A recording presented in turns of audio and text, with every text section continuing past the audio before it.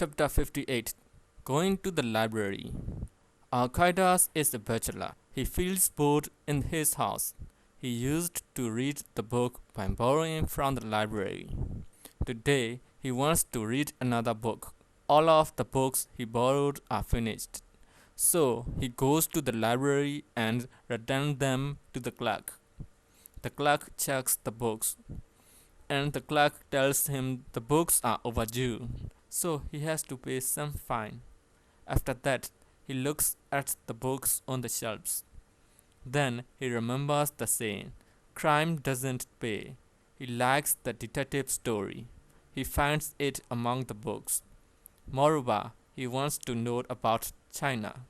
He asks the officer in charge where he can find the books about China. The officer tells him where the books are. He chooses the book on the shelf and finds the books he wants. Then he finds the book written about love. He takes the books he wants to borrow to the checkout counter. He shows his library card to the clerk. The clerk lets him take the books and then he says, "Thanks a lot."